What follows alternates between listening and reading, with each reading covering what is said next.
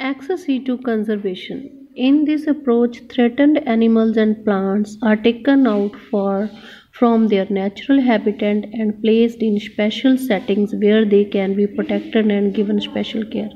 Access to ਦਾ ਮਤਲਬ ਕੀ ਆ ਕਿ ਜਿਹੜੇ ਐਨੀਮਲਸ ਖਤਮ ਹੋਣ ਦੇ ਕਿਨਾਰੇ ਨੇ, ਚਾਹੇ ਪਲਾਂਟਸ ਖਤਮ ਹੋਣ ਦੇ ਕਿਨਾਰੇ ਨੇ, ਉਹਨਾਂ ਨੂੰ ਉਹਨਾਂ ਦੀ ਨੈਚੁਰਲ ਹੈਬਿਟੈਟ ਤੋਂ ਕੱਢ ਲਿਆ ਜਾਂਦਾ ਆ ਤੇ ਉਹਨਾਂ ਨੂੰ ਸਪੈਸ਼ਲ ਜਗ੍ਹਾ 'ਤੇ ਰੱਖਿਆ ਜਾਂਦਾ ਹੈ ਜਿੱਥੇ ਉਹਨਾਂ ਦੀ ਕੇਅਰ ਹੋ ਸਕੇ। ਇਹਨਾਂ ਨੂੰ ਅਸੀਂ ਜੂਲੋਜੀਕਲ ਪਾਰਕ ਵੀ ਬੋਲਦੇ ਹਾਂ, ਜਿੱਥੇ ਰੱਖਿਆ ਜਾਂਦਾ, ਬੋਟੈਨੀਕਲ ਗਾਰਡਨ ਬੋਲਦੇ ਹਾਂ ਜਿੱਥੇ ਪਲਾਂਟਸ ਨੂੰ ਰੱਖਿਆ ਜਾਂਦਾ, zoological park means zoology means animal, ਜਿੱਥੇ ਐਨੀਮਲਸ ਨੂੰ ਰੱਖਿਆ ਜਾਂਦਾ, ਅਤੇ ਵਾਈਲਡ ਲਾਈਫ ਸਫਾਰੀ ਪਾਰਕ ਬਣੇ ਨੇ। There are many animals that have become extant in the wild but continue to be maintained in zoological park. ਕਹਿੰਦਾ ਸਾਡੇ ਕੋਲ ਕਈ ਐਨੀਮਲਸ ਨੇ ਜਿਹੜੇ ਜੰਗਲ ਤੋਂ ਖਤਮ ਹੋ ਗਏ ਨੇ ਬਟ ਹਜੇ ਵੀ ਉਹ ਜੂਲੋਜੀਕਲ ਪਾਰਕ 'ਚ ਰੱਖੇ ਹੋਏ ਨੇ। In recent year access to conservation has advanced beyond keeping threatened species in enclosures. Ex situ ਨਾਲ ਅਸੀਂ ਜਿਹੜੀਆਂ ਖਤਮ ਹੋਣ ਵਾਲੀਆਂ ਸਪੀਸੀਜ਼ ਨੇ ਉਹਨਾਂ ਨੂੰ ਬਚਾ ਸਕਦੇ ਹਾਂ।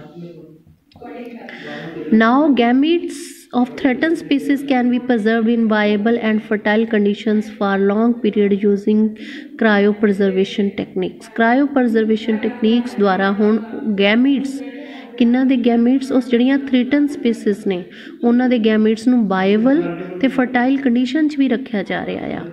Eggs can be fertilised in vitro and plants can be propagate using tissue culture methods.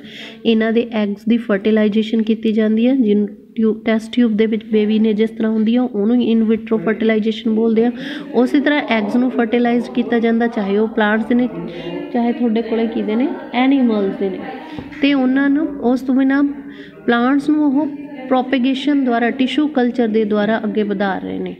Seeds of different genetic strains of commercially important plants can be kept for long periods in seed banks.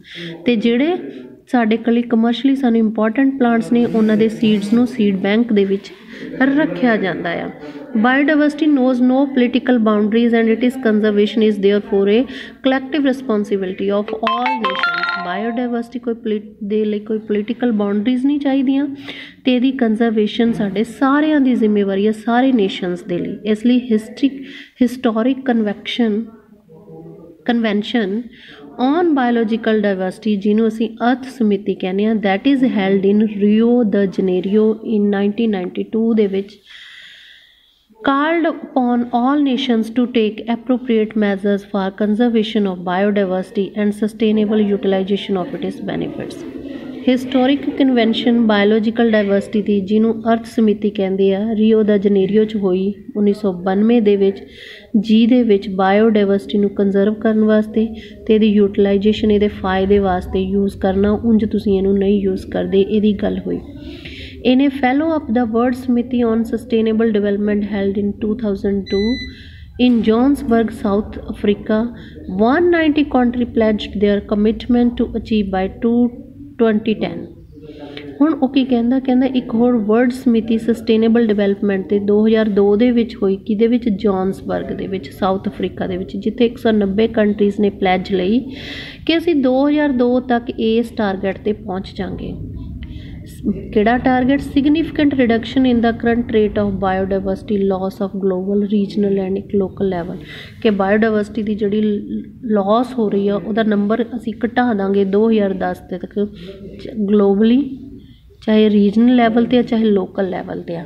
Means ਅਸੀਂ biodiversity ਨੂੰ ਕੰਜ਼ਰਵ ਕਰਨ ਦੀ 2010 ਤੱਕ maximum ਕੋਸ਼ਿਸ਼ ਕਰਾਂਗੇ, ਜਿਹਦੇ 'ਚ 190 countries ਨੇ pledge ਚੁੱਕੀ। ਅਤੇ ਰਾਓ ਦਾ ਜਨੇਰੀਓ ਦੇ ਵਿੱਚ ਵੀ ਕਾਫੀ ਨੇਸ਼ਨਸ ਨੇ ਪਾਰਟੀਸਪੇਸ਼ਨ ਕੀਤੀ ਕਿ ਅਸੀਂ ਆਪਣੀ ਬਾਇਓਡਾਇਵਰਸਿਟੀ ਨੂੰ ਖਰਾਬ ਨਹੀਂ ਕਰਾਂਗੇ। ਪਰ ਤੁਸੀਂ ਦੇਖ ਹੀ ਲਓ ਕਿ ਕਿੰਨੀ ਕੁ ਬਾਇਓਡਾਇਵਰਸਿਟੀ ਸਾਡੀ ਨੇਸ਼ਨਸ ਨੇ ਠੀਕ ਕਰ ਲਈ ਆ, ਕਿਹੜਾ ਨੇਸ਼ਨ ਇਹਦੇ ਲਈ ਬੋਲ ਰਿਹਾ ਅਤੇ ਕਿਹੜੇ ਚੁੱਪ ਬੈਠੇ ਨੇ। This is your topic. ਤੁਹਾਡਾ ਸਿਲੇਬਸ ਇੱਥੇ ਤੱਕ ਖ਼ਤਮ ਹੋ ਗਿਆ। ਥੈਂਕਸ। ਕੁਛ ਤੁਹਾਡੇ ਟੋਪਿਕਸ ਨੇ ਜਿਹਦੇ ਵਿੱਚ ਆਉਂਦਾ ਤੁਹਾਡੀ ਰੈਡ ਡਾਟਾ ਬੁੱਕ, ਇਹਦੀ ਤੁਹਾਨੂੰ ਡੈਫੀਨੇਸ਼ਨ ਪਤਾ ਹੋਣੀ ਚਾਹੀਦੀ ਆ। Sector groups, biosphere reserve, national park, wild life sanctuaries ਤੇ ਰਾਮਸਰ ਸਾਈਟ। ਰਾਮਸਰ ਸਾਈਟ ਤੁਹਾਨੂੰ ਆਈ ਨਹੀਂ, ਇਹਨੂੰ ਦੇਖ ਲਓ, ਇਹਦੇ ਨੋਟਸ ਬਣਾ ਲਓ। ਰੈੱਡ ਡਾਟਾ ਬੁੱਕ ਤੁਹਾਨੂੰ ਦੱਸਦੀ ਆ। ਰੈੱਡ ਡਾਟਾ ਬੁੱਕ ਉਹ ਹੁੰਦੀ ਆ ਜਿਹਦੇ ਵਿੱਚ ਐਕਸਟੈਂਸ਼ਨ ਐਨੀਮਲਸ ਦੀ ਲਿਸਟ ਆ, ਠੀਕ ਆ, ਥ੍ਰੈਟਨਡ ਐਂਡ ਐਕਸਟੈਂਸ਼ਨ ਦੀ। ਬਾਕੀ ਰਾਮਸਰ ਸਾਈਟ ਬਾਰੇ ਤੁਸੀਂ ਪੜ੍ਹ ਲਓ। ਇਹ ਟੌਪਿਕ ਆ ਜਿਹੜਾ ਤੁਹਾਡੇ ਸਿਲੇਬਸ ਦੇ ਵਿੱਚ ਆ, ਥੋੜ੍ਹਾ ਥੋੜ੍ਹਾ ਬੁੱਕ ਦੇ ਵਿੱਚ ਕਵਰ ਹੋ ਗਿਆ। ਇਹਦੀ define the terms you can do. So this is all about your chapter. Thanks.